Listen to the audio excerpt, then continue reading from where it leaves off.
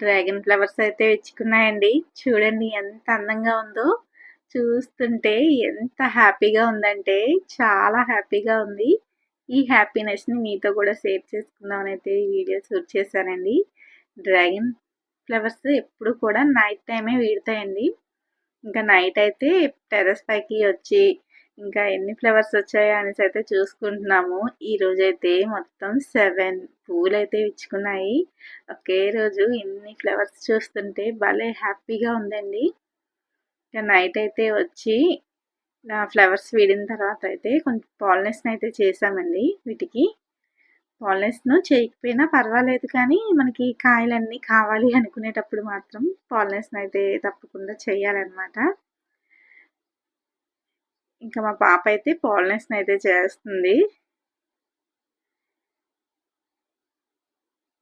చాలా వరకు మ్యాక్సిమం వీటిలో చీమలు ఎక్కువ ఉంటాయండి. ఆ చీమలే పాలినేషన్ అయితే చేసేస్తుంది. కానీ మనకి అవుతుందో అవ్వదో అనే డౌట్ అయితే ఉంటుంది కదా! అందుకనేసి వచ్చి మళ్ళీ పాలినేషన్ అయితే చేస్తామండి నైట్. ఇంకా ముందు రోజే ఫ్లవర్స్ వీడేటప్పుడే మనకి తెలుస్తాయి కదా! కొంచెం మొగ్గలైతే పెద్ద సైజులోకి వస్తుంది. ఇంకా నైట్ అయితే కంపల్సరీగా పైకి వచ్చి మొక్కలకి ఈ పువ్వులకైతే పాలినేషన్ అయితే చేస్తాము. ఇంక చేసి కాసేపు పువ్వులను చూసుకొని అయితే పైకి వెళ్తాము. ఇంక మళ్ళీ మార్నింగే మళ్ళీ పైకైతే వచ్చేసానండి. వచ్చి పువ్వులన్నీ కూడా చూసుకుంటున్నాను. ఎందుకంటే ఇంకాసేపు అయ్యాక అన్ని మొగ్గలన్నీ పువ్వులన్నీ కూడాను వాడిపోతాయన్నమాట. 1, 2 పువ్వులు వస్తేనే చాలా హ్యాపీగా ఉంటుంది. అలాంటిది ఈరోజైతే 7 పువ్వులైతే వచ్చాయండి. ఇంకా నా ఆనందం అయితే డబల్ అయిపోయింది. చూస్తున్నారా? ఒకే దగ్గర ఇన్ని పువ్వులైతే ఎంత బాగా వచ్చిందో కదా! ఈ డ్రాగన్ ప్లాంట్ కోసం అయితే ఫుల్ ఇన్ఫర్మేషన్ అయితే ఇస్తానండి ఈ వీడియోలో. ఎక్కడ స్కిప్ చేయకుండా చూడండి. ఫస్ట్ అయితే ఈ డ్రాగన్ ప్లాంట్‌కి సపోర్ట్ అనేది బాగా ఉండాలండి. మనం సపోర్ట్ ఎంత బాగా ఇస్తే ప్లాంట్ అంత బాగా ఎదుగుతుంది. లేదంటే బరువుకి ఒకవైపుగా వాలిపోతదండి. నేనైతే ఈ పిల్లర్ దగ్గర పెట్టుకున్నాను. అలాగే ఇక్కడ కట్టామనమాట మొక్కను బాగా. అందుకనేసి పిల్లర్ సపోర్ట్ తీసుకొని మొక్క అయితే బాగా ఎదుగుతుంది. అలాగే పందిరి కూడా పక్కన ఉందని పందిరి కూడా పాకుతుందండి. చూస్తున్నారు కదా! పువ్వులైతే అస్సలు కళ్ళు తిప్పుకోలేకపోతున్నాం అనమాట. అంత బాగా ఉంది. ఈసారైతే చాలా మొగ్గలే వచ్చాయండి. అయితే వచ్చినవన్నీ కూడా మనకి రావు కదా! బలం చాలకపోతే ఇలా కొన్నైతే ఎండిపోతుంది. ఒక 3, 4 మొగ్గలైతే అవ్వలేదు. ఇలాగా స్టార్టింగ్‌లోనే ఎండిపోయాయనమాట. ఇంకా కుండీ కూడాను కొంచెం పెద్ద సైజ్ కుండీ అయినా ఉండాలండి. అంటే రూ. 100 టబ్స్ అలా ఉంటాయి కదా! వాటిలో అయితే మొక్క బాగా ఎదుగుతుంది. కుండీలో ఎలాంటి పిచ్చి మొక్కలున్నా కూడా అవి ఎప్పటికప్పుడు తీసేసుకుంటూ ఉండాలండి. అలాగే మేమైతే మొక్కకి ఎక్కువగా పశువుల ఎరువుని ఇస్తూ ఉంటామండి. ఒక 15 రోజులకి ఒక్కసారైనా కూడా బాగా మాగిన పశువుల ఎరువునైతే ఇస్తూ ఉంటాము. ఇంకా బనానా ఫర్టిలైజర్ కూడా ఇస్తూ ఉంటాము. మనకి మొక్కకి మనం ఎంత బాగా పోషకాలు అందిస్తే అంత బాగా వస్తుందండి. ఇక్కడ చూస్తున్నారు కదా! మొక్క అంతా కూడా ఒక సైడ్ అయితే యెల్లో కింద ఉంది. ఇట్లా ఎండలు ఎక్కువ అవుతున్న కొద్దీ ఇలా యెల్లో కలర్‌లో వస్తూ ఉంటాయి. కానీ మొక్క మళ్ళీ వర్షాలు పడినప్పటికి అది రిపేర్ అయిపోయి మొత్తం గ్రీన్ అయిపోతుందండి. ఇంకా ఇదైతే నేను 1 వీక్ తర్వాత మళ్ళీ షూట్ చేసుకున్నాను.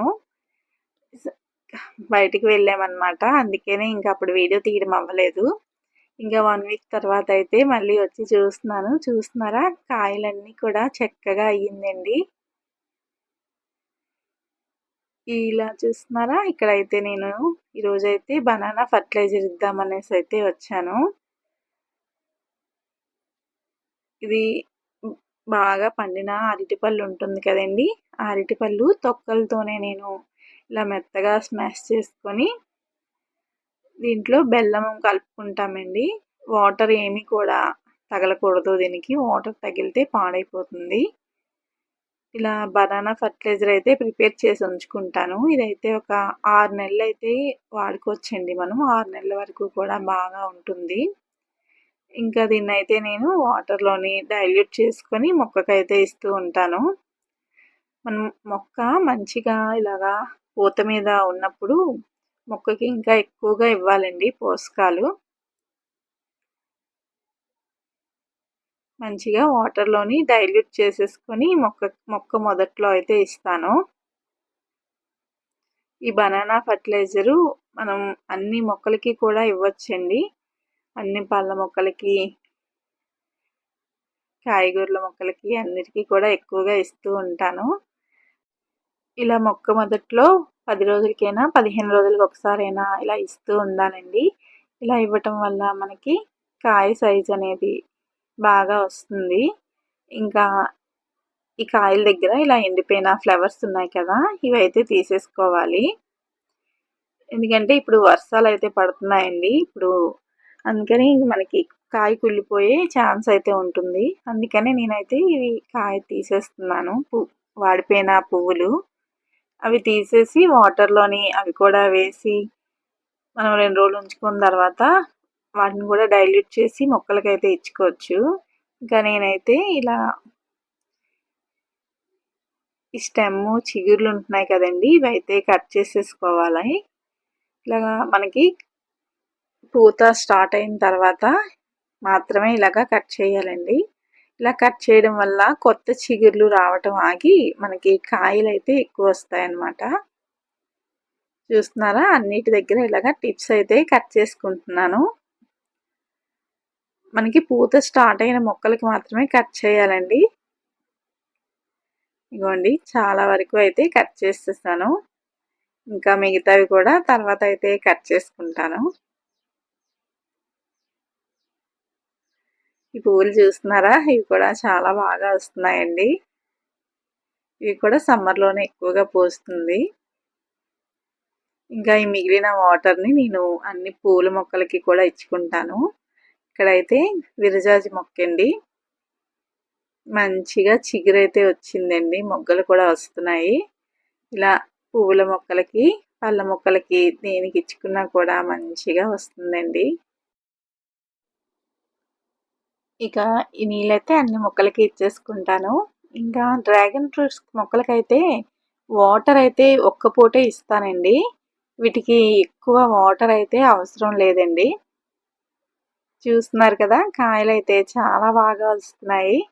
ఇంకా ఈరోజైతే ఇన్ఫర్మేషన్ అంతా ఇచ్చాననే అనుకుంటున్నాను. వీడియో నచ్చితే లైక్ చేసి అలాగే ఛానల్‌ని సబ్స్క్రైబ్ చేసుకోండి.